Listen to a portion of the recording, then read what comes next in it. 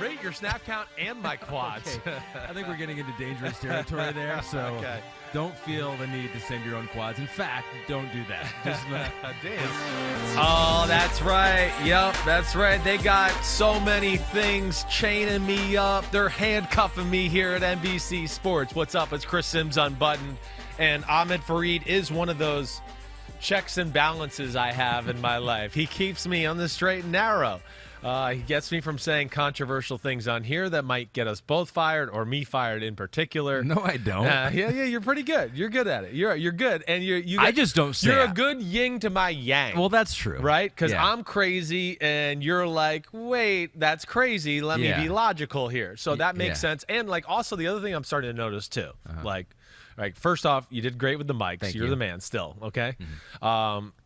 Your drinks are disgusting. Yeah. Oh, you're drinking a drink that has ultra creatine in it. Is that bad? I mean, yeah, it is. Sorry. Well, why would they advertise it? Because most of America just wants, I want creatine, so I have big muscles. I got big muscles, so I've got creatine. But here's the other thing I'm noticing with your yin to my yang, okay? Yeah. That's definitely a yang to my yang. Mm-hmm. And then I've been noticing lately, like, I'm buttoned up, and you like to be the opposite. Yeah. I've always been the more casual one. I know. It's like, but I feel like now you're wearing hoodies with buttons, and you're like making sure none of them are buttoned. And I have a zip up, and I'm going to the very bottom. I'm zipped all the way down. Yeah. Yeah, so, you're right. The yin to the yang. Okay. All right. We're opposites. Yes, we are opposites. Opposites attracting into one podcast. Right. It is. But it works. I still stand behind you 100%. And I know you do. So last time, I think it was 2 days ago, you tweeted out your 1 through 20 of your quarterback rankings. Man, I tell you what. Like, I get some pushback on Twitter every once in a while. Like, I would say once every 3 weeks, someone writes something to me that's negative or says, hey, I don't like you on the pod or whatever. And that crushes me for maybe half a year. Like, I think about that for a long time. I don't have the personality to take that criticism. When you post your rankings, oh my gosh, it's like people are coming out of the woodworks with like they're just depressed people with angry traits, and they just all are focusing on you. I know. It's the great and crappy thing of doing these rankings. It's the great thing of having a Pete Dimolitis who can at least at some times be a buffer for me. Yeah. Because there's times I can get on there, to your point, and see a bunch of those comments, and not that I'm like I don't care that you don't think I'm right or anything like that. Listen, I don't know if I'm right either. I know I'm really damn good at it and better than you, commenter on Twitter. That's what I do know. But more than anything is I just want to be able to prove my point. And it's impossible over Twitter. And that's where I've gotten frustrated in the moment. And that's where Pete is my, what did Seinfeld used to say when they rubbed the ears?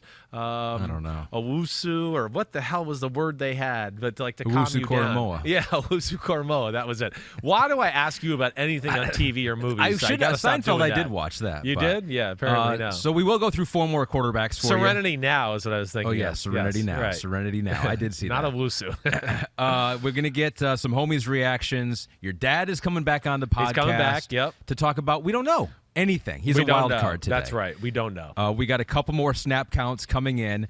We did get one person who sent in a picture of their quad. So despite me saying don't do that. That's right. Don't listen to this jerk over here. He's too conservative. I want to see the quads. Okay, show us what you got. But here's the deal. Pete's with me. Right. We're not going to show it. We've agreed not to show it. But damn. we will thank Gary Crazy Biker for participating in the podcast and sending in his quads. Gary Crazy Biker, that's my kind of picture and my kind of name, Gary Crazy Biker.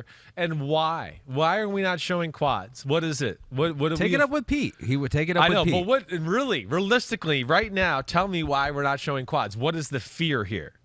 What is the fear? That you start what is it? Slippery slope. Slippery slope.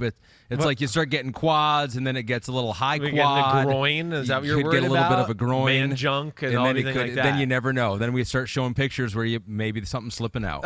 Yep.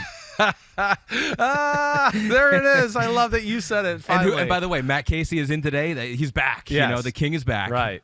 And I'm sure he's not going to allow quads either. So it's like I'm not alone. We're not alone on this one. Okay, You're on all right. island. You're right. I mean, listen, there's some merit to that argument. I understand. Pete has a podcast off, which is well deserved for Pete here. So let's get into it. Yeah. Let's get into your next 4, and this is in partnership with Woodford Reserve Bourbon, the Sims Top 40 Quarterback Countdown.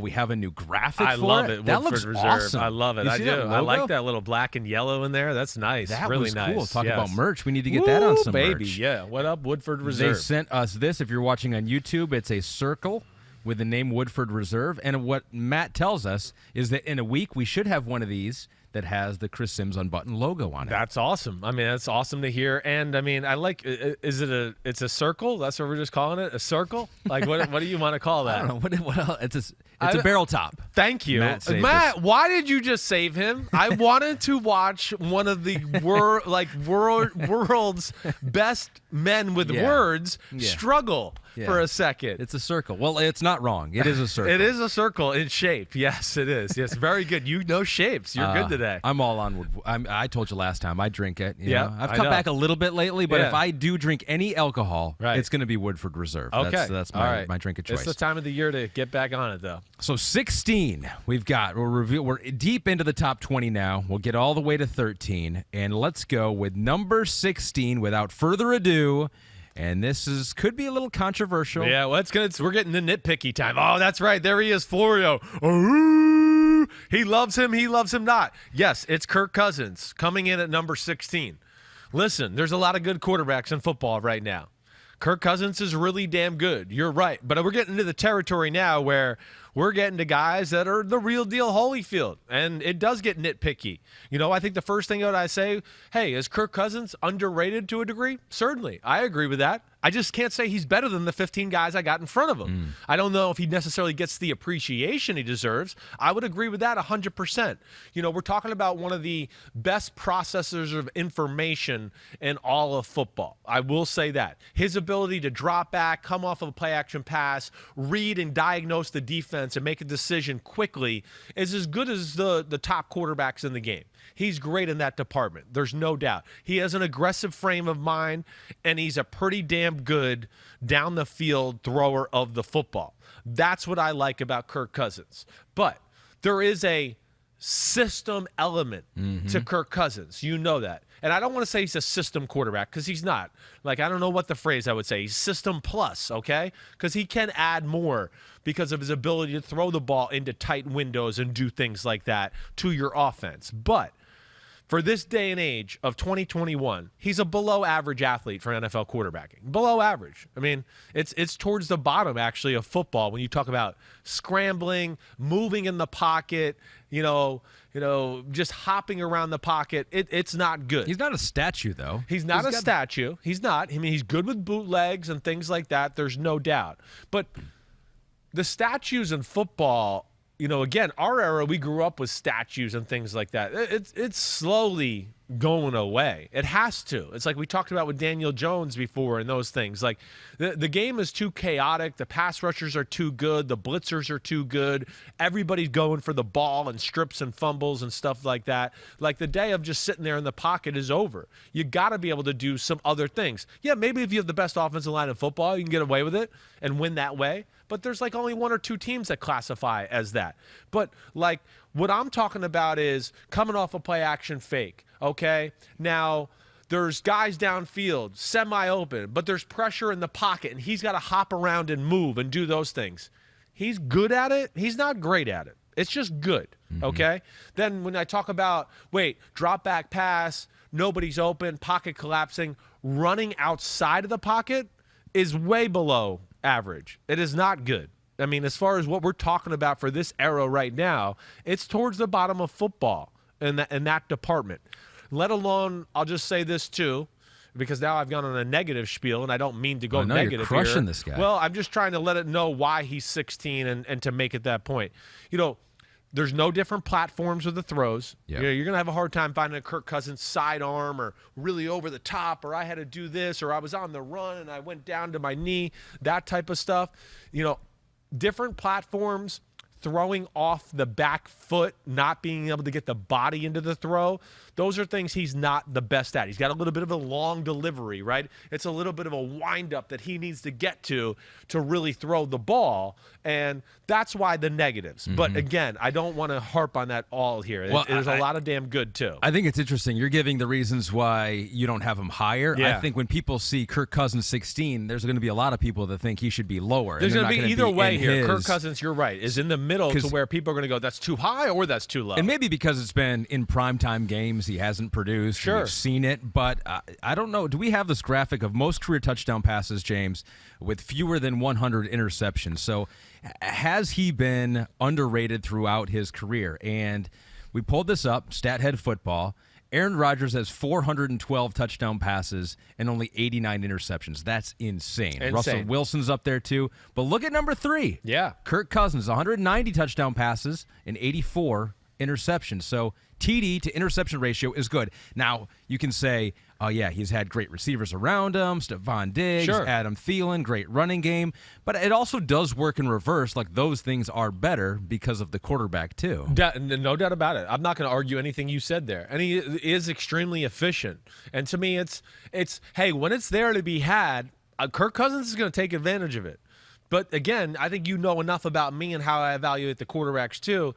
It's not always about what's there to be had this day and age right now in the NFL. It's not. You got to be able to do more than just what's there to be had. Hey, the defense wins on a lot of plays. And the really great quarterbacks in football right now, even when the defense is winning, they're still winning a handful of those plays where we can watch 10 plays and go, oh, the defense has got him. Oh, you got to out of those 10 plays, that quarterback went 6 for 10, even though the defense won. That's what the great quarterbacks in football are doing. And I think that's where I look at him to go a little bit of a negative that way. And he's not the kind of quarterback that I would say on the regular, too.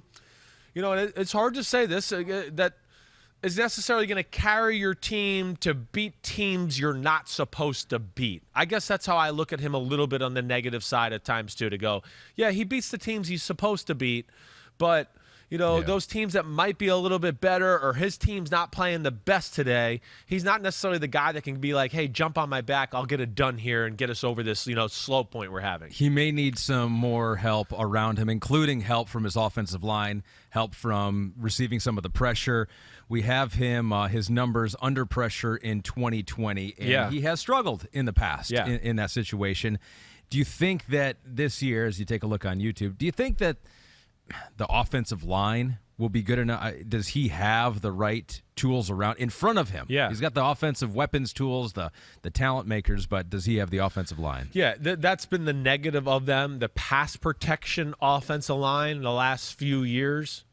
I mean, for him and them to be successful, and I think that's why they, made it a focal point this offseason, is they know what kind of quarterback he is. That, on 3rd and 8, if the pocket collapses and guys are covered, like it's going to be a sack or a throwaway. Yeah. So they're going, well, damn, we just got to give him a little more time. This guy, he can fit the ball in the tight windows and make good aggressive throws down the field and do those things. But he's not going to make that happen on his own. We got to help him do it. He's not going to spin out of the pocket and then set up, 10 yards outside the pocket and look to the left like some of the other quarterbacks we're going to get to, and then throw some laser to the right, after he's moved away and made that play. So that's where I think that comes into play. Again, he's really good, but there is a little bit of a system need for him. There is. And that's why system coaches like McVay and Shanahan love him, because they go, wait, my system's awesome, and I know you're not going to mess it up.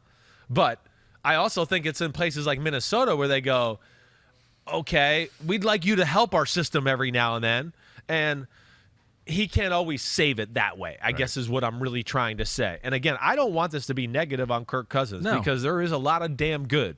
I mean, you said it right there. And that list is interesting because we got a number of guys on that list that are probably going to get to, 200 touchdowns and less than 100 interceptions. Ryan Tannehill, Andrew Luck was on that list. Right, Derek Carr. they all have a chance this year, right, to really kind of get there. To get to 200 touchdowns? Yeah, let's see. Close. Yeah. I mean, Derek Carr is going to have a phenomenal year. You have to have 30, but that's not unheard of. Yeah, that's not unheard of, right? Tannehill definitely could get there. Tannehill's 22 touchdowns. You would think that happens for sure. Got to keep the interceptions down, but it looks like it's a possibility. So, I mean, they got Darisaw in the first round to help protect him.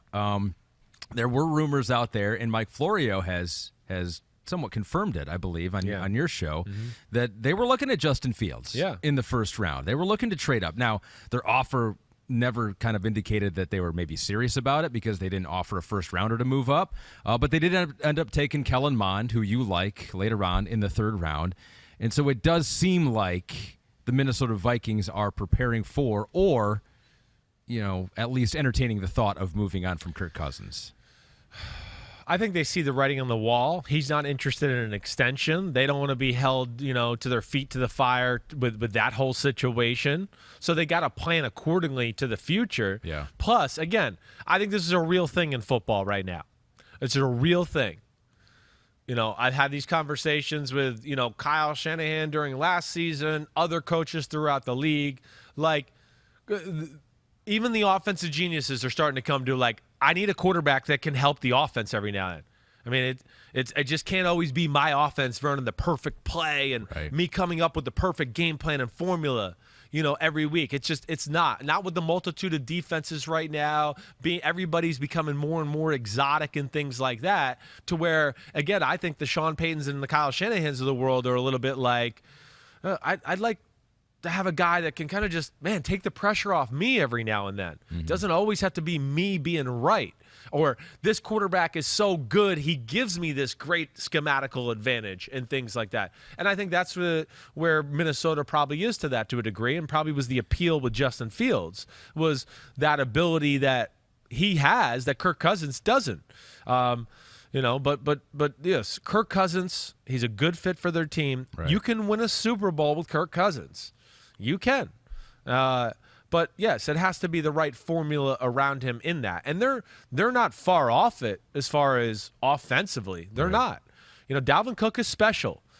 So his ability to run the ball, of course, is the driving force of that offense. And I think, if you really look back at it, when he's not running the ball well and they can't dominate the line of scrimmage, those are a lot of the times the games you look at and they go, oh, they lost. Yeah. They lost that game. Shocker. Oh, because the play-action passes weren't there, things like that. Yeah. So they could do worse than Kirk Cousins, could do better as well. Last thing on him, clearly he's going to be the quarterback this year. You think he's the quarterback next year in Minnesota? I think a lot's going to depend on his play and how the team looks. I mean, if I had to pin me down for an early answer right now, I would say yes, he's going to be the guy there for the next 2 years. But I do think next year, at the very least, he's going to have to fend off Kellen Mond in training camp and preseason. Kellen Mond has more physical ability than Kirk Cousins.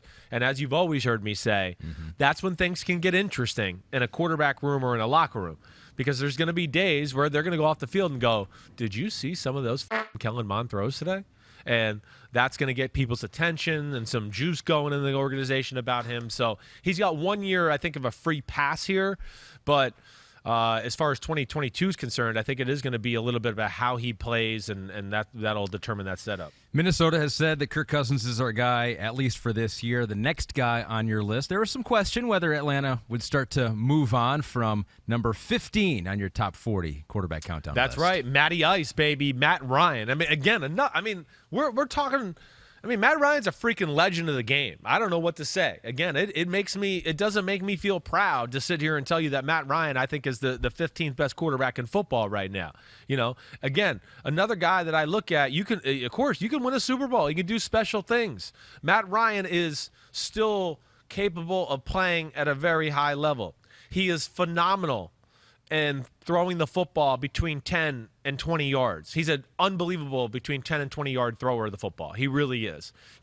Again, with like a Kirk Cousins, his ability to process and just, read it, diagnose it, let me cock it back and throw it. It's as good as there is. I mean, it's phenomenal that way. Now, he doesn't throw the ball down the field as well as Kirk Cousins, but the other thing that he has a clear advantage over Kirk Cousins, in my opinion here, is the fact that Matt Ryan's movement, and anybody that's been listening to my cornerback rankings, it's always, every year when I go back and look at plays, it always amazes me, for the last 3 especially, how much more he moves than I realize or want to give him credit for. That's the biggest thing about his game. There is some, not always a scramble, but, man, there's pressure, and he's running up in the pocket, and then he throws the 15-yard crosser. Or he moved in the pocket and made a little move, and it's an ugly run, but it ended up in being a 15-yard completion down the field. He does get out of the pocket and make those plays. He's pretty good at throwing with pressure off his back foot and doing those type of things. He is. But the thing with Matt Ryan to me, I think, is, and why he fell a little bit. There was a little bit he of was 7 last year. right. And then and then mid-season, he was just outside your top 10. Just outside my top 10, right. Yeah. Somewhere in 11, 12 range. Right, Yeah. right. And, so he's dropped a little bit. Yeah, we've had some young guys who certainly have flourished, and some other guys that were young in their career who improved a lot last year that jumped him to a degree. But I think the one thing that kind of bothered me when I went back and watched was the conservative nature in the competitive part of the football game. There wasn't enough of a when to wait. My team doesn't got it. We're down 10-0. I got to start making something happen. You can't wait till it's 24-0 to start making it happen. Can you think of a game? And there's too many. There's too many where I can go either way in that discussion, whether it's the Green Bay game where they got down real quick, real early. There was some other games that jumped out to me too, where I just went, you got to do something. I think it was the Detroit game, maybe. That's where I'm thinking of too, where it's just like, come on, you're too good. They're paying you too much money for you to sit here and go, at some point you got to go, wait, I got to take over. I got to do something. Let alone I have the same type of feeling with him closing out games too a little bit at times, where it's like, I know you're up by 7 or 10, but there's a guy 20 yards downfield, and it was a little bit of a tight window, but you got to make the throw. You're Matt Ryan. And you took the 5-yard completion and you punted, and now they went down and scored, and you guys lost. There's too many of that, too. If only there was an example Dallas, Chicago.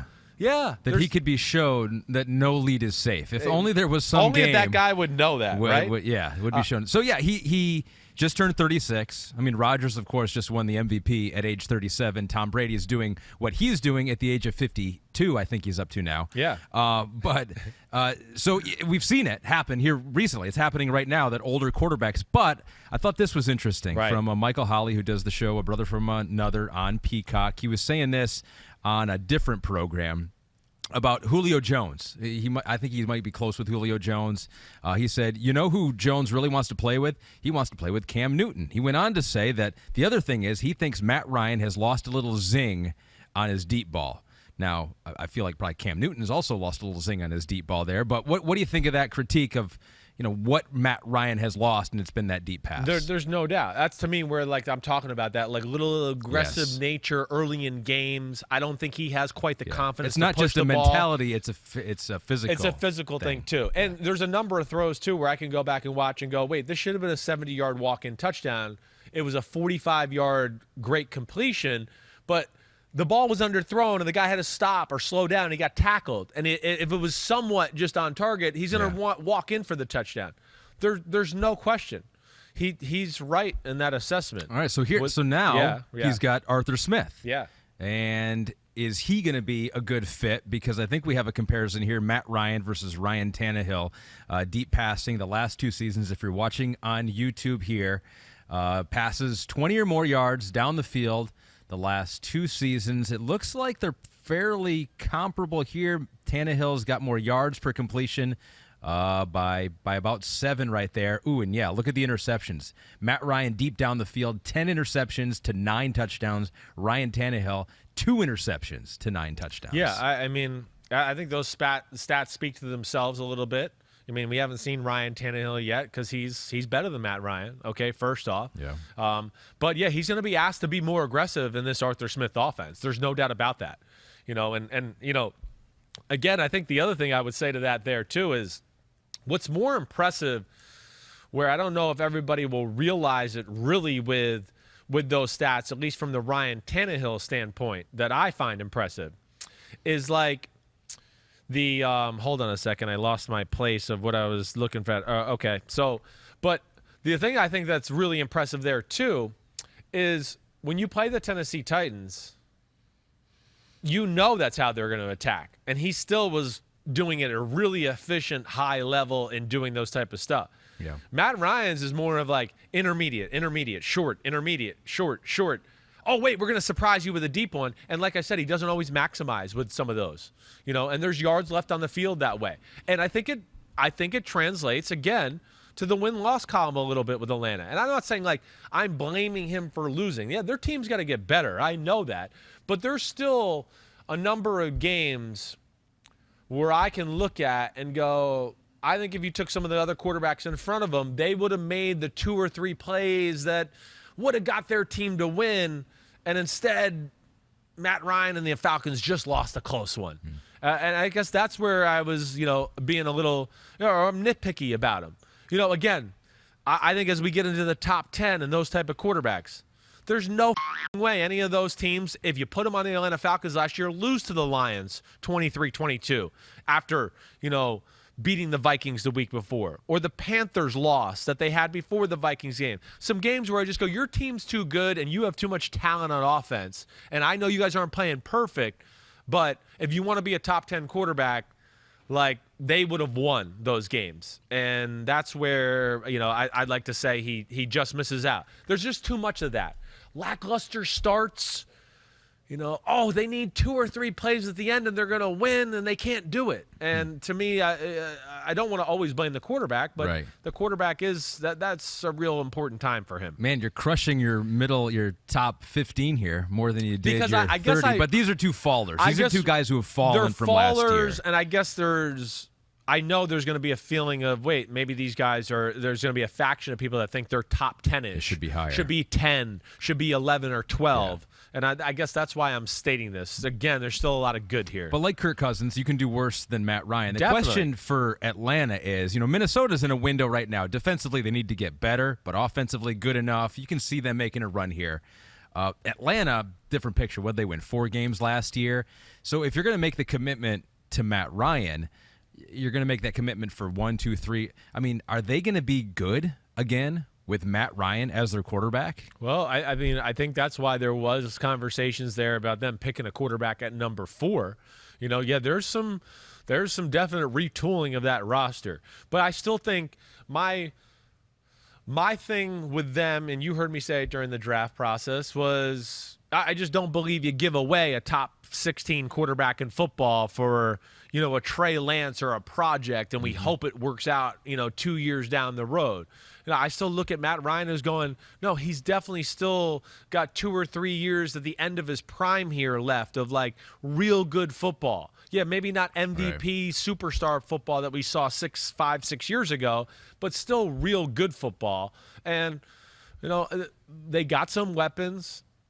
What they haven't had is a run game to help them out.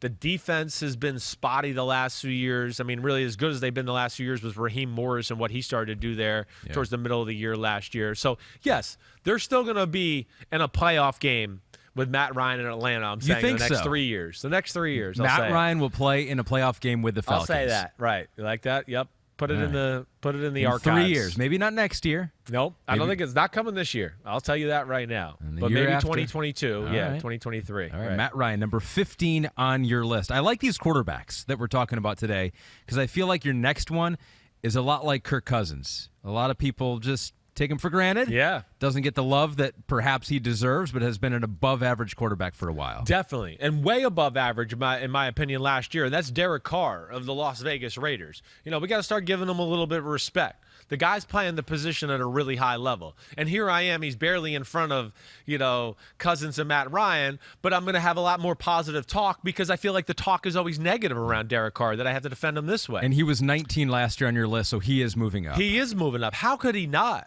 I mean, he played, he had games last year that he played perfectly. He's efficient. He's accurate with the football. He really never loses control of the football. My big complaint about him last year was like, let's go. Let it rip a little. Like, let it hang out. Throw the rifle down the middle of the field. Don't throw like, I just want to touch it in there and make sure I get the completion. No, throw the rifle so Darren Waller can catch it, run in for a touchdown. He did that. Is there still more of it I'd like to see? No freaking doubt. But that's why I like him. He's got it in him to be a little bit more of a flamethrower than even what we saw last year. I still think there's more. But he understands the offense. He's very rarely puts them in a bad situation with how he executes that way. And then I thought some of his play was phenomenal last year. I really do. And I think you can look at a few points towards the end of the year where they faltered a little bit, but I didn't necessarily think it was his play as I did maybe in years before that, where I went, man, he's missing some throws. He's being a chicken. He needs to throw this in there. I thought really when they got to that late part of the year where they lost to the Colts, the Chargers, struggled against the Jets, Gruden's offense had to bring more. People had kind of caught on to it. There needed to be another element or something different about it. But here's the other thing I'll say. I'm sorry to ramble. No. Because you're probably that's the whole point. That's the whole point of this podcast. Okay. Well, I like to include you too. Another, runs good. Not going to say it's like great, but runs good, runs better than Matt Ryan and Kirk Cousins, that's for sure. But instead of the running, what I think is what I really like, moves around well, okay? Not running, but moves around well, all right? And there's a difference to me in that. He can run bootlegs, he throws the ball well on the run, but a little bit of like we talked about with the Kirk Cousins, there's so many, he drops back, he takes a 5-step drop, and then he's got some pressure and he makes a guy move, and then he's running up into the pocket, kind of like I might run, but I'm keeping my eyes downfield. Oh, bam, I got a guy for a 15-yard completion. He really moves well from that standpoint. Or there's pressure, and he's got good, quick feet, and he moves to his right, 2 or 3 steps, and he sets his feet back up again, and he gets himself in a good throwing position and throws the ball. He never really loses control of the ball that way, and I thought he brought a little bit of an edge to the team last year. There was a little bit of like a, hey, you, I know this offense. No, he doesn't swear. Well, so hey, it was. Darn you, okay, get in here. Yeah. You know what I'm freaking doing. It's this freaking play. Like, I saw a little bit of that from him. I saw him yell at Gruden last year. It made me proud. I was like, good, let him have it. Yell at him. He's yelled at you enough. So I like that aspect of what I saw from Derek Carr. And last thing. Yeah. Compared to the other two guys we have, right, that we've talked about so far, and Matt Ryan and Kirk Cousins, right. Derek Carr throws from a number of different platforms. He's a little bit more of a better wheeler and dealer than you realize when you watch a game with sidearm throws and changing the way he launches the ball from different points and all that I don't know if he necessarily gets credit for all the time. So I'd like that to be known too. So these are 3 underappreciated quarterbacks. They are. You tweeted something out about that, a Sims Twitter poll about who is more underrated. You let the homies vote. You got 4,600 votes. And 37%, it was very close. Yeah. 37% said Matt Ryan was the most underappreciated, then Derek Carr, and then Kirk Cousins. So, Ryan, number 1, but Carr 2. And what do you think about that? Split. It's a good question. I was almost going to bring up the answer. Well, I was almost going to bring up last time about Matt Ryan. Yeah. He's borderline Hall of Fame. I know. His stats are going to say Hall of Fame. They are. Yeah. And he won an MVP, right. And so that's going to say Hall of Fame. Yep. 8th in passing yards, 10th in passing touchdown, 5th in passing yards per game. Now, of course, every quarterback now good going to have those. Yes, not everyone's in the top 10. No, and it takes a special long career where you've had the faith of your coaching staff for a long time. So I would agree with that. I do think Matt Ryan maybe his whole career Rivers plus almost. Yes. Right. He got to the Super Bowl. Like you say Hall of Famer for Matt Ryan, people are like, well, he's not a Hall of Famer. He's a good quarterback. Yeah. But then you look at the numbers and you go, yeah, he's going to be closer probably a Hall of Famer. It is. I mean, he's definitely, that's one that's going to be right on the fence there. The big thing will be, I think that people are just going to go, does he have enough marquee wins and big moments and, the playoff wins and things like that? Because he's got some underwhelming losses. That's the bad thing. Right. He's lost 2 NFC championship games where I would think most people would go, their team, they were at home and lost, right? So he's got that. And, of course, the Super Bowl loss, which is always going to be something that kills him. All right, so wait. Which one do you think, though? Like, if you had to say, who's the most – I think career-wise, Matt Ryan. I think right now most underappreciated, I think, is Kirk Cousins. And so I put Derek Carr. Not that he gets a whole lot of love. I think he's taken for granted. But, he is getting love from John Gruden now. Did you see this quote from him not long ago? 2 or 3 weeks ago? Like how high of a level he's playing? Derek is very underestimated. He doesn't get much credit for how good he's playing, but he completes a lot of passes. He changes plays at the line of scrimmage. He's starting to make more and more plays with his legs now. See, there you go. See, that's he's starting, right? That's because that's what he was looking for. There's no doubt. And PFF said that Derek Carr this past year finished with the 8th best PFF passing grade, more than doubled his big-time throws from the previous season. So big-time throws going down the field, like you mentioned. Definitely. You'd like to see more of it. So how much more is there for Derek Carr? I mean, have we seen now last year about him at his physical best? You'd still like to see him take more chances, but are there things he can do to get even better, do you think? Yeah, I think to me it's just more a little bit about even just continuing to push the envelope on that aggressive frame of mind. Right. And two, again, some of those receivers got to come through and just be better too that way. But I think that's the only thing I look at from his game to go, that's it. But we saw, I mean, a number of games we can go through where I can go, that was a big time throw. Like pretty high degree difficulty of throw too, not just like, oh, wait, he threw a nice 4-yard slant into a tight window. I'm talking like go routes down the sideline, perfectly thrown post routes. The Chiefs game, bunch of other games for touchdowns. The clutch throw with no time left to beat the Jets when they were going to lose. Perfect go route down the sideline. Yeah. See, that to me is where he got better, is the power, the power throws, the explosive plays, which dictate how you win a football game. And, I mean, Gruden's right, but also I just would like to remind everybody, the reason he is a little disrespected is also because of the Raiders and Gruden and Mayock and everything too. Always talking about, we want competition and we evaluate every position on the team. Buffalo and the other teams with top 10 quarterbacks and things like that are not saying those comments. So that's where you got to be careful. And now he doesn't get the appreciation he quite deserves. Then I you think had the because Aaron of that. Rodgers rumors that the exactly Raiders would be a team he'd be willing to go to, perhaps. Russell Wilson. Exactly. But they got Derek Carr right now. So last thing, our friends at PointsBet, the official sports book of NBC Sports, got win totals for the Vikings, the Falcons, and the Raiders. Vikings 8.5 over under, Atlanta 7.5, and Vegas 6.5. So of the three teams and the three quarterbacks we just talked about, which do you think is most likely to go over that win total? Raiders not getting that much love there. I mean, defensively, they've just been so bad defensively for so long. That's really what it is. It's the defense, and now, the perceived strong point of their team, the offensive line, has kind of been blown up. So now you have those questions. Like, if you're just going to ask me who I think is going to exceed their win totals, I think I'm still going to go with the Raiders. I just have a hard time in a 17-game year with the way Carr is playing and some of the weapons and Josh Jacobs, and I think the offensive line is going to be better than people are giving it credit for. I don't think the Raiders are that stupid and just let their team fall apart that way. I think they knew they had some guys that were coming up the ranks that are going to be good. Yeah. So I'm going to play that there'll be the team that exceeds the win totals there. I still think the team out of those three that's set up to be the best for this year right now, I think is probably still Minnesota. I look at. You get a healthy Danielle Hunter back. Eric Kendricks was hurt last year for a period of games. I think their offensive line will be better. There's less movement on their coaching staff. Yeah.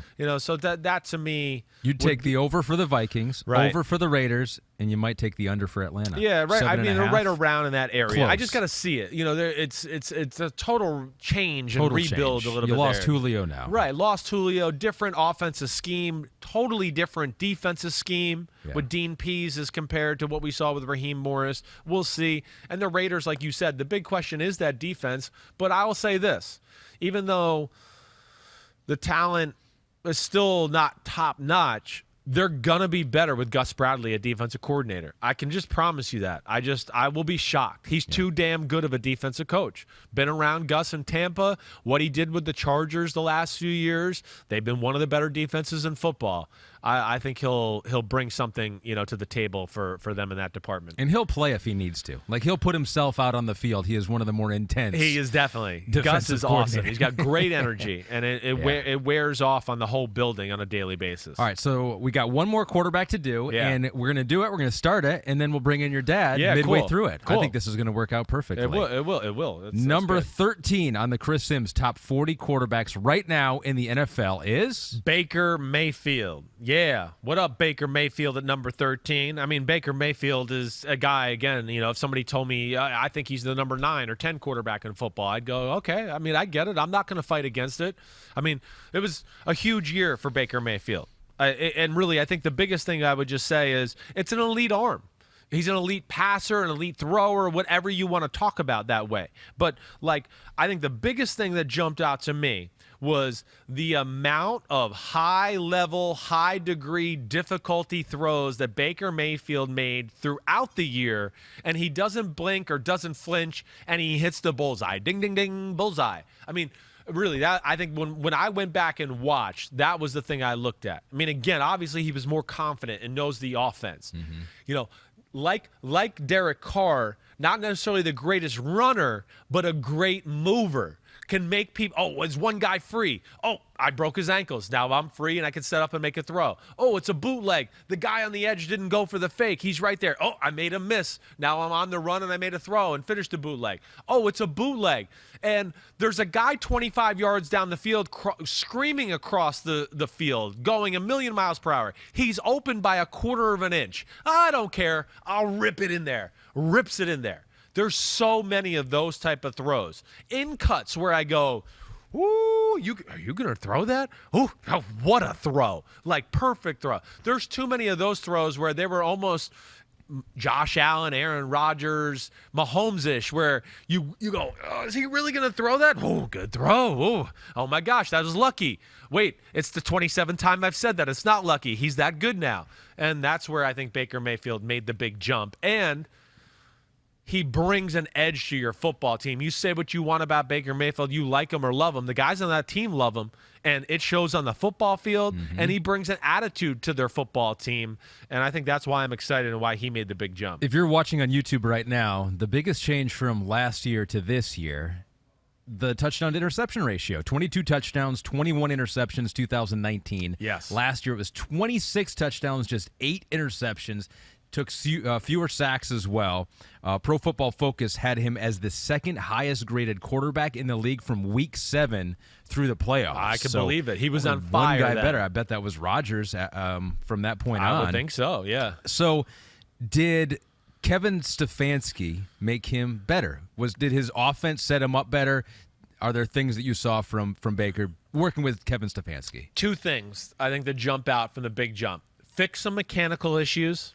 You know, and I remember, if you remember last year, we talked about just like throws where you're like, you can't miss that throw. Some of those interceptions from the 2019 season were like, people are open. You stepped over here to throw the ball here, or you reached back ultra aggressive to throw it 105 miles per hour when an 85 mile per hour fastball would have done and the guy would have scored a touchdown. So I think he cleaned up some mechanical things that certainly made him more efficient. His feet were better. His base was better. He did not reach back to just like, I got to throw it so hard it breaks the guy's face. He stopped doing that a little bit. His arm is so strong. I mean, it's one of the stronger ones in football. Remember that Hail Mary throw against the Ravens? I mean, he threw that out of the end zone, 70-plus yards. Yeah. Right, so he can launch it. But here's where the Stefanski thing, I think, is the messaging Stefanski brings in. He made, a real system. He makes football simple, play action pass. I want you to look to this guy, and then you're checked down and you got to move and run or do something. And I think that rang true. And he gave, hey, he came from Freddie Kitchens, who was obviously, kind of learning on the fly, was in a position that was, a little tough for him at that point. But I think that's the big thing I look at more than anything with the Stefanski-Baker Mayfield marriage is the messaging. He built his confidence a little through those first 6 weeks. Yeah. And once he felt comfortable within that offense, man, he let it fly towards the end of the year, and it was very impressive what Baker Mayfield did. Let me read what the Browns GM Andrew Berry had to say about Baker Mayfield just recently. He said, Baker over the past year has shown an enormous amount of growth. I think that's both on the field and, quite honestly, off the field as well. Right. And there's news out there that Baker, I think it's going on right now in Austin, Texas, getting a group together, his receivers, with somewhat of a passing camp. And Njoku has indicated he is in Austin. Reports are that Odell's in Austin, Jarvis Landry, Donovan Peoples-Jones there as well. So, like you mentioned, he's got that personality that I think when it looked like he was going to struggle as a top overall pick, people piled on, right? They're like, oh, this guy thinks he's all that, and he's not. And so I think a lot of people were looking for the deficiencies in his game, where last year it was pretty easy to see all the good things in Baker Mayfield's game. And now we can see if it will continue to, with Odell Beckham, which has been a mystery up to That's this where point. it's exciting. I mean, their roster on paper is phenomenal.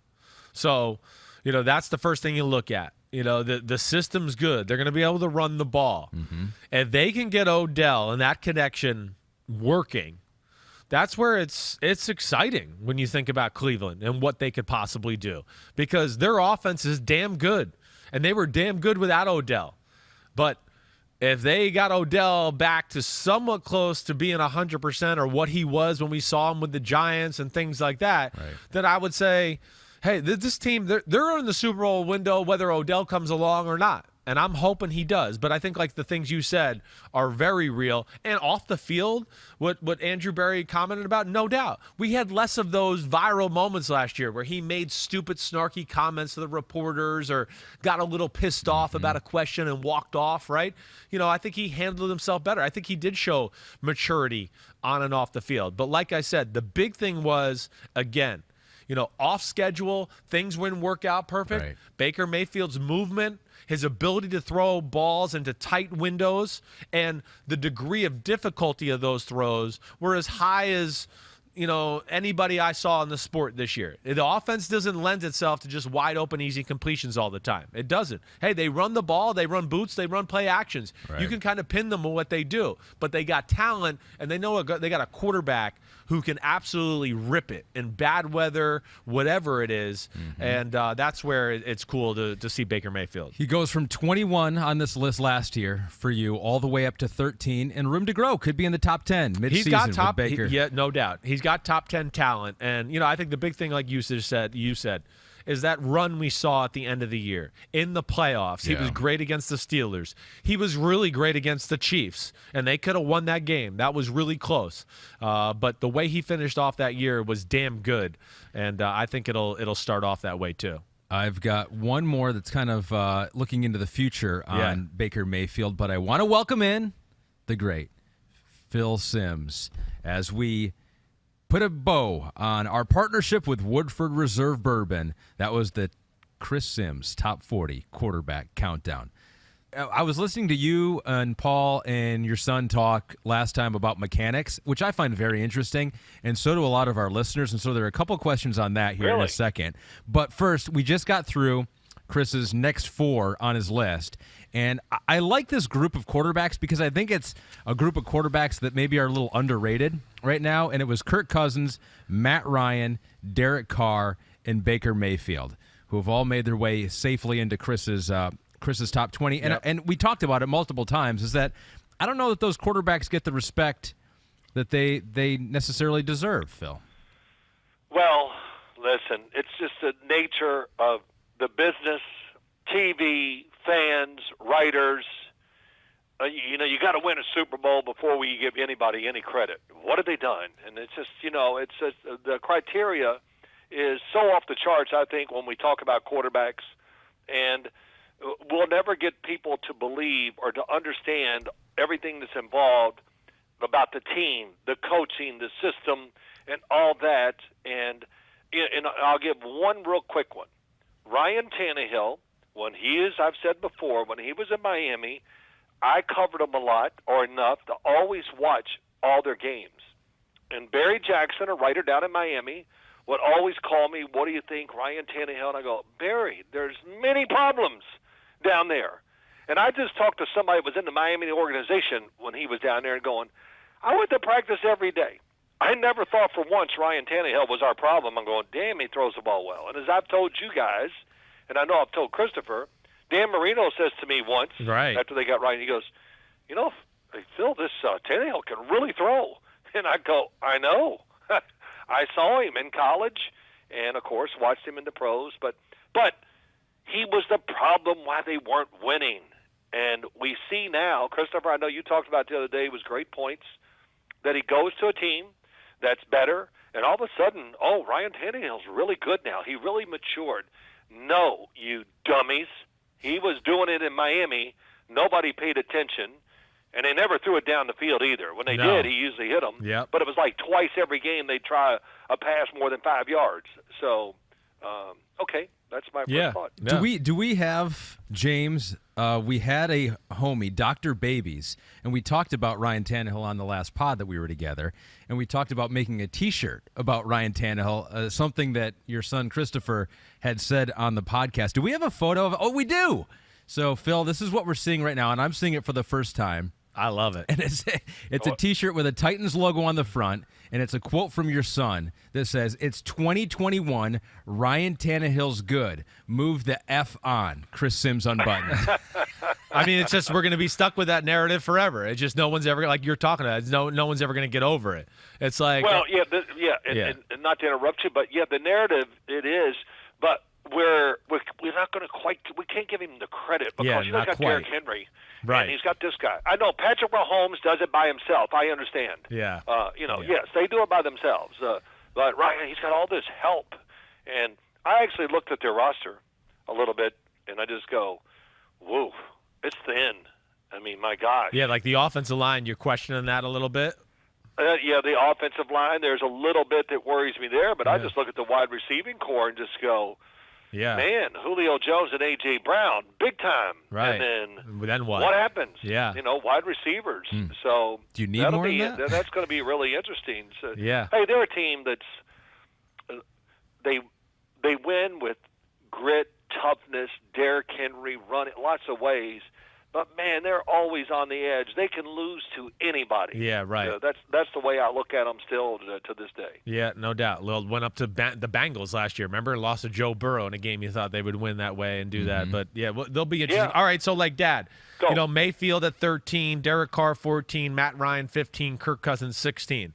Like, out of those four, just pick whatever one. What one you want to talk about? Which one excites you? Which is the one that bothers you with the negative talk? Whatever. Just go ahead.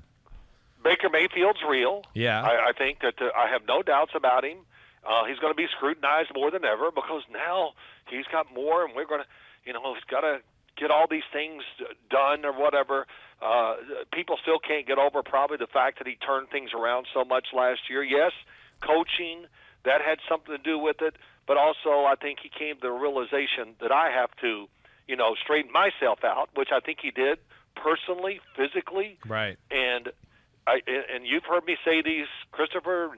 I mean, we always talk about this stuff, when it comes to he's making the list. Hey, look, Baker Mayfield is athletic. He's quick. Great feel in the pocket, yes. Moves around. Right. It's not about all just boot passes and play action.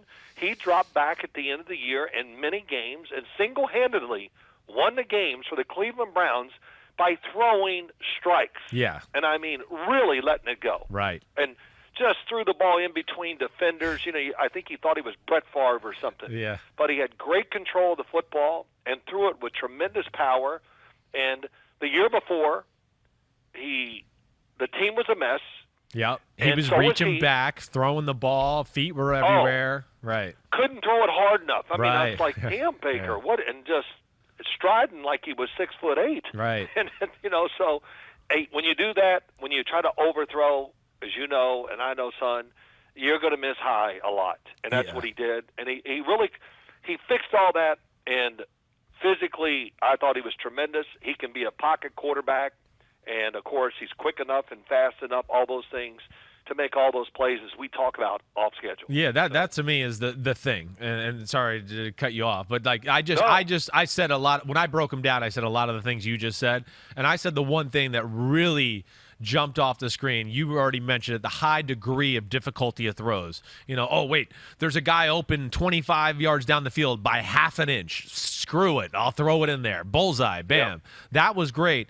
And I said this phrase, and just tell me, I said he's not a great runner, but he's a great mover and hopper. That's the thing when I went back and watched him. Just so many plays of, like you said, it's a bootleg. Oh, the guy on the edge was free. He makes the guy miss and then sets up and throws a dime down the field. Or he's in the pocket and there is pressure and he shakes and moves and hops around and gets his feet back and then throws a rifle down the field. That's the thing that really jumped out to me about his game from last year. Yes, he can reset quickly. Yeah, his right. first move is very quick. I mean, I'd like to hear your thought when you hear this about Baker Mayfield. Do you kind of go, Yeah, I don't know. I'm still on the whatever. What are your thoughts on when we talk about Baker Mayfield? It's always hard, I feel like, for number one overall picks, especially unexpected ones, when they don't start with setting the world on fire. Yeah. You know what I mean? It's hard. We all make our initial opinions of a player, and then it's really hard for us to move off of it. Right. And I feel like that's what happened with Baker Mayfield. And you were talking about it at the end of last year, and you're like, look at Baker Mayfield. He is playing at a very high level. And I do the podcast with you all the time, and it was hard for me to even believe that. Right. Just because the story almost had been written on Baker Mayfield is that he is a 20-ish quarterback and never will be able to carry his team to victory. You know, you said something that is so true, and it drives me crazy, and I know it does my son. Oh, the first narrative. Mm-hmm. Oh, my God. Well, you know, it's amazing. We draw this conclusion and thought that we just can't get off of and can't change our mind, even though we're presented with facts, more facts. Oh, more facts here, a season of facts. But we can't get off of it. And I still hear it. And, you know, I'm a big watcher of TV as I work during the days or whatever. And people are still talking about narratives from 3 years ago about people. And I just go, oh, my God, when are we going to get off of it? And just, I don't know what it is. Oh, their first thought, well, I can't be wrong. My first thought, I don't know what it is, but it's amazing. Do I change my opinion? All the time. Yeah. Because when I get more facts, I change what I think and get more information. But I'm glad you said it, because I think it still permeates through all of the media, writers, and especially TV personalities that talk and blather and say nothing because they're still going off the thought of 3 years ago. Well, it makes it easy, right? We don't need to think it. We can just go off of memorization. So one last thing on Baker, because I think they got two good quarterbacks in Ohio moving forward, franchise quarterbacks, in Joe Burrow and Baker Mayfield. And I saw a discussion on this somewhere, and they asked the question, all right, who would you rather have moving forward? Now, Chris is doing this list, Chris, and I'll start with you. You're doing it for this year, and you have Baker Mayfield ahead of Joe Burrow. But if you're thinking 5 years down the road, who would you want to start a franchise with of these two Ohio quarterbacks? Oh my gosh, that is a really good question. It's nitpicky. You know, Burrow's as much as I love Baker's movement, right, and the hopping around and all that. Burrow's a freaking magician with that stuff. Like, I mean, he's as slippery as a dude as I've ever seen in the pocket. Yeah. He really is. So that's where he is fascinating. He's got maybe a little bit better feel as a passer, in my opinion, as an all-around passer, but I don't think he can make as many game-changing throws as Baker Mayfield can. Baker Mayfield can make explosive plays with the talent of his right arm. That's something with Joe Burrow that I still need to see a little bit more evidence to say he can do that. Damn. They both bring an edge to the team and leadership and things I like that way. All right, I'm going to give Joe Burrow the edge just by a slight hair, but I don't feel real comfortable by that. I think my father's going to say the other way around. I don't know. What are you going to say, Dad? Ooh, what are you? A mind reader. Yes. I'm taking Baker. You know, Joe Burrow is never going to turn into that throw that you talked about to make these screaming dynamic throws in a game, right? Which, you know, again, I love, you know, bitching and moaning. Arm strength is overrated. My aching ass, it's overrated. It shows itself in football games all year, every game, all the time. And, you know, Joe Burrow's motion and the way he plays, it is about rhythm, about the fact that he is a much better athlete than people can see. It's just like you said, very slippery, subtle. We just don't realize what he's doing. But I think the fact that Baker, I think, is a little quicker, maybe whatever, but his arm is what would make the difference for me. So 5 years from now, if I said, okay, I'm a bet on Baker Mayfield. I bet on both. But I like Baker Mayfield's overall talent to make big plays with his arm, where the league gives you lots of opportunities, especially with wide receivers now. And I'll say this about both of them. Yeah. When they walk in the room at their complexes, everybody knows they're the man. Right. And I think that's really important. And I had a coach talk to me about Cincinnati and said, Joe Burrow, without question, not even close, last year was the leader of their team, and he is number one, and we don't even have a two. He's such a dynamic force in his personality and how he leads people and how he acts, and people follow his direction. So that's pretty cool. It is cool. I mean, you can see it. I mean, he's Joe Cool. I mean, he's the man. You know, it's Joe Hio. That's why I do love that about Joe Burrow.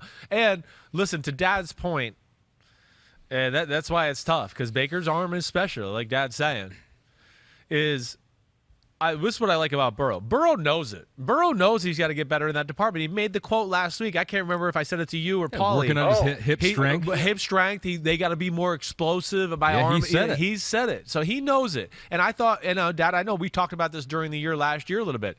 I thought he made a little adjustment to his throwing mechanics during the year last year to realize he's got to improve the deep ball, power, explosive throws. So hopefully he can improve that to a degree. Here's the thing. Okay, so you said that's important. Why? Because when you have these guys with tremendous arms, Ahmed, what it does, the playbook, we can design more downfield throws and get those plays, open up the defense more, all that. When the guy, and their plays down the field last year were soft tosses down the sidelines, but you didn't see a lot of seam throws, in between defenders just ripping it in there. Right. That's just not Joe Burrow's game. It wasn't at LSU, but I think he realizes that's got to go up another level, and I'm sure it will. If you're a good NFL quarterback, you're going to make adjustments throwing the football to control it better and to know that if I need a little more pep on it, how do I do it? Easy to figure out. They should be able to do those things, and it'll be interesting to see Joe Burrow this year. Hey, I hope he's 100% when the season starts, where it's not an issue. I came off a knee injury 1 year. I got to be honest, it was not an issue for me. I had surgery, missed a whole year, and when I got to training camp, my leg felt great, and moved around and played pretty well in the preseason with it too. So we'll see how it goes for him. Trying to become a better deep thrower, one of the best deep throwers in NFL history, Aaron Rodgers. Who knows if we'll ever see him again play in a football game or for the Green Bay Packers. But one guy, Phil, who was on the field, the practice field for the Packers, is that other quarterback they have. They traded up to get him last year in the first round, Jordan Love. Right. Here's some of the numbers, the reports out of camp yesterday. And we're showing a tweet on YouTube right now. And one of them says he was 12 of 23 passing. As we're flipping through these tweets, 12 of 23 passing, including a failed 2-minute drill. And then after practice, Matt LaFleur said he needs every rep he can get. So a lot of times very positive reports coming out of mini camps and these voluntary and mandatory workouts. Phil, it seems like it's not very positive right now with Jordan Love. I'll just say this, you're a first-round quarterback. On a bad day, you go out in the field. If you got any sense and any eye for it, you go, well, I don't know, but man, he can throw. He's impressive. I don't care what the numbers say. So they're not saying that in Green Bay. So I think that's a worry. Yeah. Whatever I see on TV, I see the same guy I saw at Utah State. The same motion. Yeah. Just little things. I just go, not corrected. And hey, they got it all going up there. They're doing whatever they can. And the 12 of 23, that's a little alarming. And I heard you talk about it this morning, Christopher. Yeah, right. But two, I hate numbers that come out in OTAs and mini camp and camp, so and so. I really do hate it. They ought to just say nobody's allowed to write it. Let's just go by what our eye tells us and stuff like that, because numbers can be misleading, and how they practice, how hard was the practice, all those things. Yeah. But I think the big thing with Jordan Love, which I almost could see just watching that little bit we saw on TV and everything, is the same thing it was in college. Just not a consistent thrower of the ball. Right. And that's why I didn't think I did not have him high on my list. Didn't think he was a first-rounder. Nothing against him. I think, potentially there's a lot of explosion there. Yeah. But it's not happening so far. And everything I heard from Green Bay last year, what I hear now and all that tells me It's not happening in practice, and they're not seeing it enough to think that, wow, we really got something special here. Yeah, I mean, I think Dad kind of hit on it. I see, of course, the same things. Like, yeah, I see little clips of pictures, highlights of him throwing the ball. I still go, ooh, I don't know about that. You know, that mechanic right there is not going to lend itself to being consistent, a machine throwing the football. You know, hey, we saw some of these tweets here. If you're watching on YouTube or anything like that, you know, they said he's letting it rip more than last year. But to Dad's point, he's letting it rip, and they're telling you they were incomplete. He overthrew this guy, he overthrew that guy.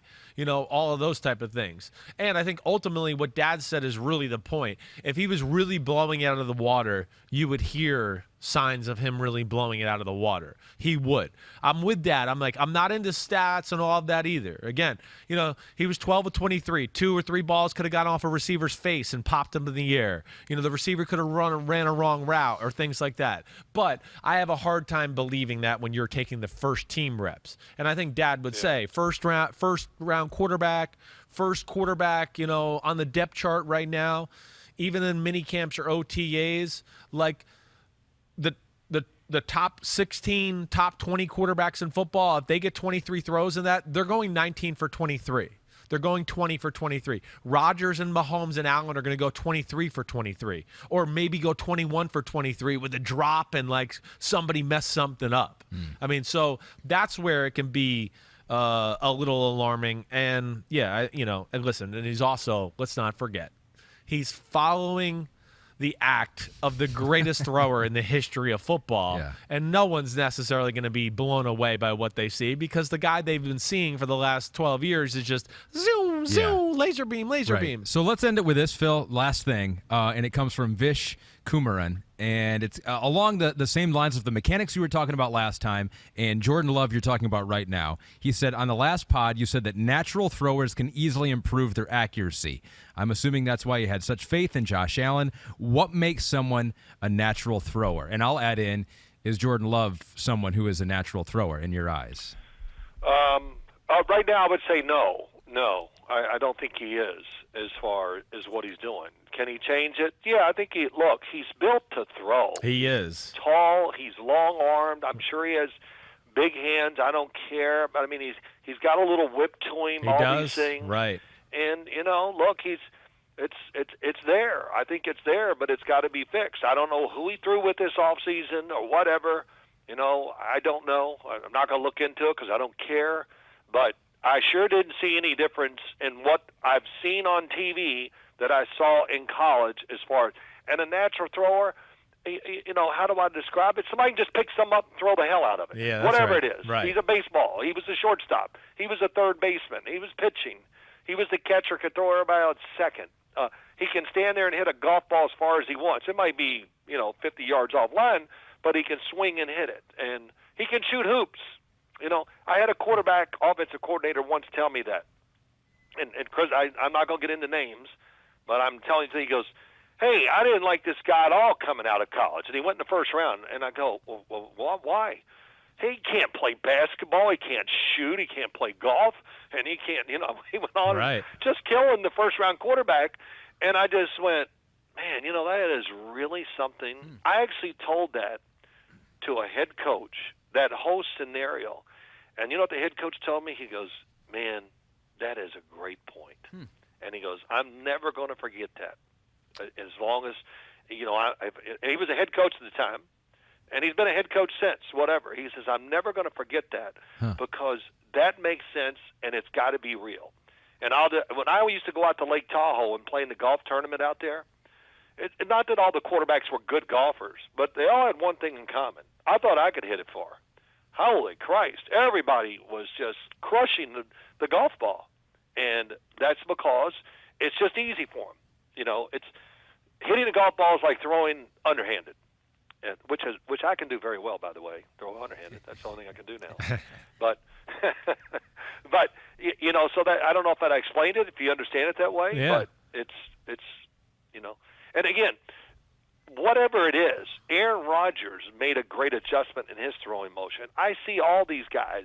I saw Tony Romo always tinkering with his motion, thinking about it, what can make it better, what can make it more efficient. Right. Tom Brady, we know. It just goes on and on. I see it, you know, guys, like I said, they do it, because out of necessity, because controlling that damn ball, as I've said many times, gives you confidence, changes your personality when you know you can control it, makes you a better decision maker because you believe what you see and you let it go, and it just keeps compiling because of that. Jordan Love, I guarantee you, threw some balls out in the flat for a 2-yard gain where there was a guy open over the middle coming across full speed, probably 20 yards. He goes, I'm not trying that. And he threw it out in the flat, and everybody goes, oh, good completion, or something like that. Yeah. I guarantee you he's doing some of that because he doesn't have great faith in where the ball is going to go right now. Yeah, I would think that's fair too. I mean, that's what we saw. Agreed. He's got a little bit of that, flip the elbow up, Justin Fields-ish type of motion to throw the football. Now, he doesn't have some of the lower body issues. I will say I think there's enough naturalness to his throwing to fix him. I do think, I think I do too. Yeah, I think Dad is saying that for sure. Natural thrower. I mean, I'm like Dad. I don't know. It's just one of those things. First off, I just see it. I go, damn, he can throw it. I don't know. That was a rock. That was a penny. That was a baseball. Damn, Seems he can easy. throw it. Less effort. It's just less not effort. robotic. It's efficient. He picks up a football. He throws a perfect spiral. Okay. He picks up a baseball. He throws it hard. The ball tails a little bit. You just go, he swings at a baseball pitch, and you just go, damn, that looked like a silky smooth swing. Right? That's what quarterbacks have usually, is that. And the natural ones, yeah, just like Dad mentioned, whether it's Brady, Romo, Rodgers, you can tinker and change and do those things. Josh Allen, he's talked about it.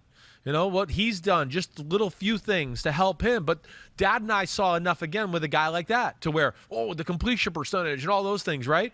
There was enough of a natural element to where you went, man, I don't know. There's so many great throws. Yeah, maybe this wasn't a great decision. The best thing about Josh Allen, watching film of him coming out in the draft, forget the plays where he completed the pass. The best plays were the incompletions where you went, holy he squeezed that in there between 4 people. The receiver dropped it because he was going to get his head ripped off, but he still fit it in.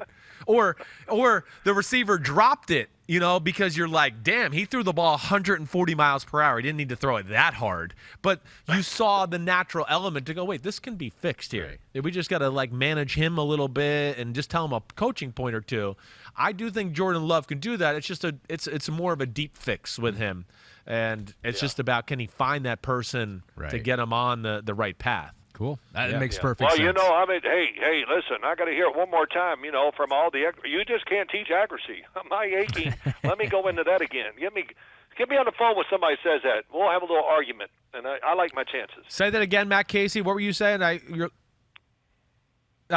Real achy ass today? Yeah. All right, sorry, I couldn't hear you. It was a little low.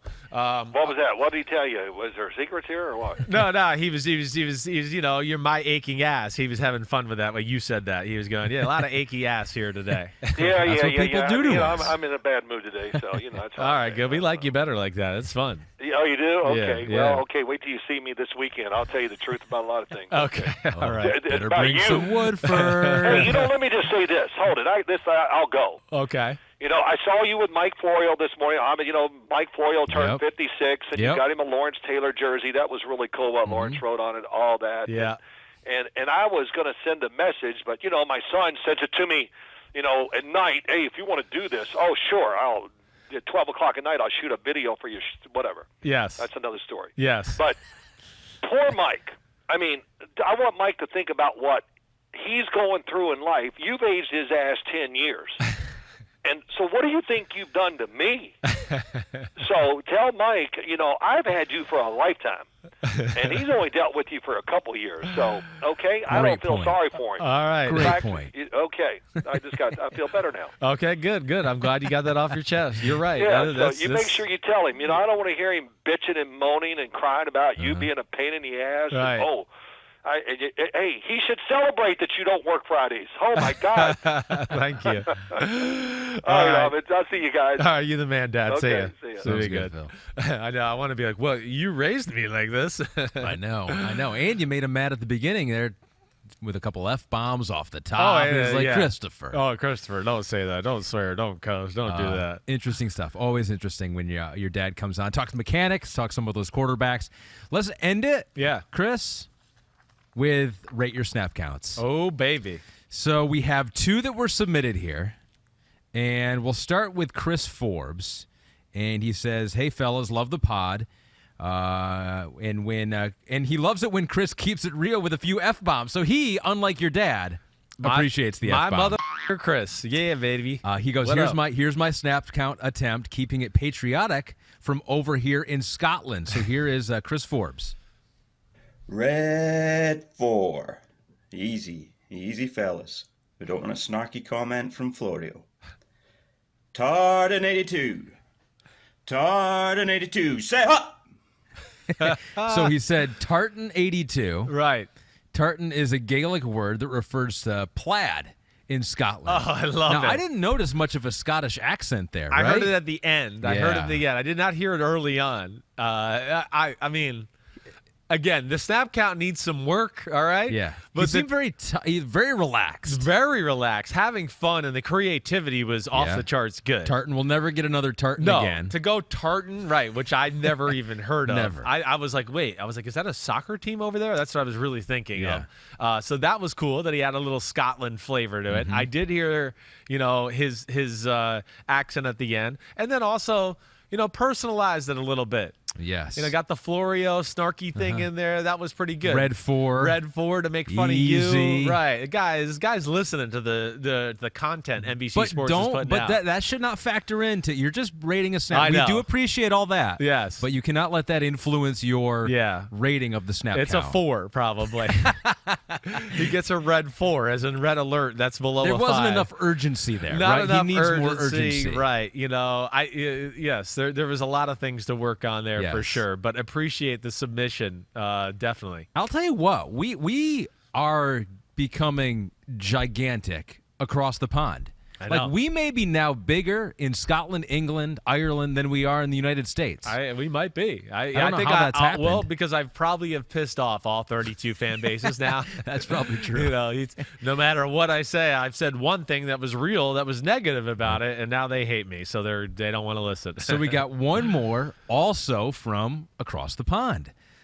This is the message from Dennis. It says, "My girlfriend came up with a snap count that I would like to share with you. We recorded it in front of a statue of the Queen here in West London. Wow. As your show is so good, it deserves royal approval.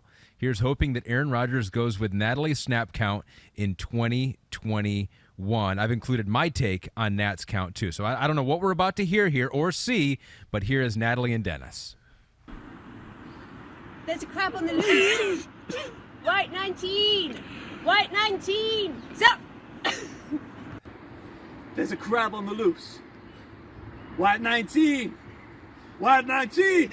Set up.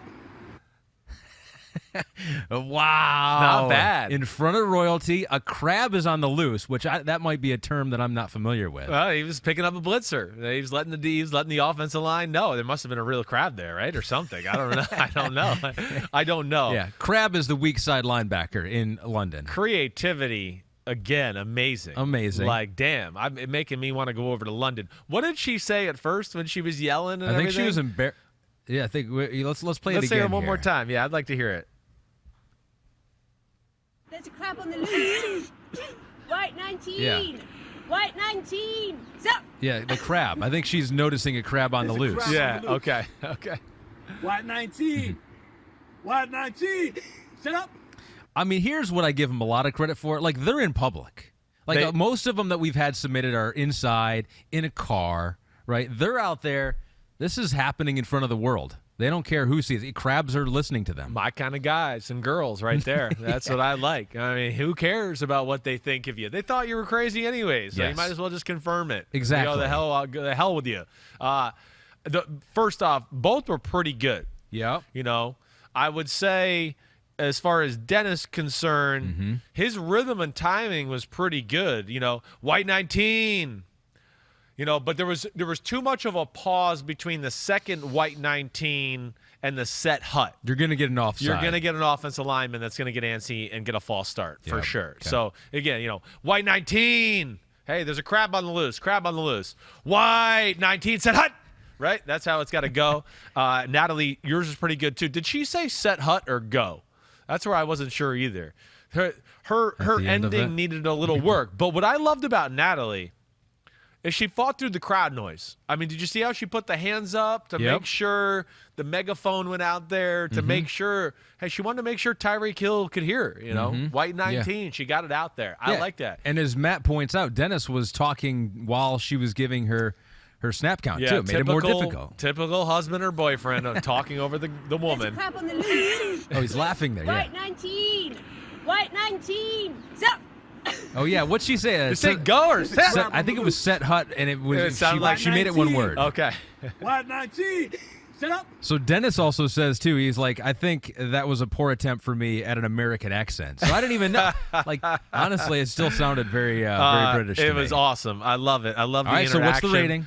Well, man, again, creativity is off the charts good. And enthusiasm. Definitely. Enthusiasm was awesome. Yeah, the snap count was better than our Chris Forbes. Both of them were. Yep. So I'm gonna give Dennis a 7. Okay. Dennis has 7. And Natalie a 6.5. Okay. All right. Okay. Yeah. Just you right get an around there. automatic 5 by doing it in public. Like that's a no. Like you're in public. Yeah. We're gonna make the floor a 5. A lot was good. A lot of the timing and rhythm was really good. They Yep. both need to work on their set hut aspect of it there, both little different areas, but that can improve. But thanks, Dennis and Natalie. Like, much appreciated.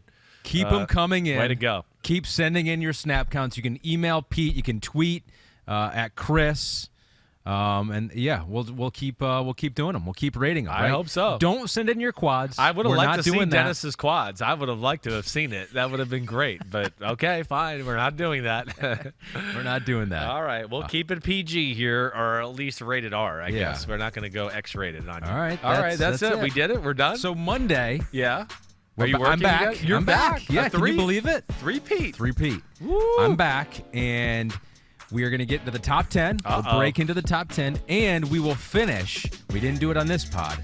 1 through 8. I can't wait. We got a name for it, too. A Twitter follower said, how are you not calling this the Super Brawl between coaches, quarterback? It's I like of that. course. Yeah. Super Brawl. Super Brawl. What a great idea. I like that. So we'll do that. And my wife watched me reveal 16 through 8, and she gave one critique. She goes, when Chris does his list, he stands by his opinions. He goes, everyone that you were doing, it was almost like you were qualifying it or saying I don't know about this one. Wait till you get done with 1 through 8, and I really dissect your list. So no, I'm not going to let that happen. You're not going to back down. You're going to play tough. Yes, okay. I'm going to take my wife's advice, and I am going to say no. This is 1 through 8, no doubt about it. All right, we'll see about that. I'll see. I was looking back at your list. I got some critiques for you, without a doubt. Right. All right. Good podcast, everybody. Way to go. Yep. Matt Casey manned it down for Pete Dimalitolitis today.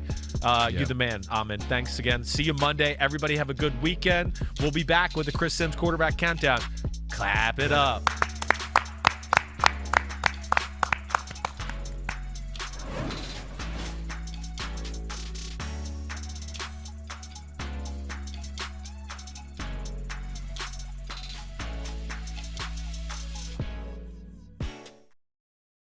Hi, I'm Mike Tirico, and thanks for watching. Make sure to hit subscribe for the latest news and highlights from NBC Sports.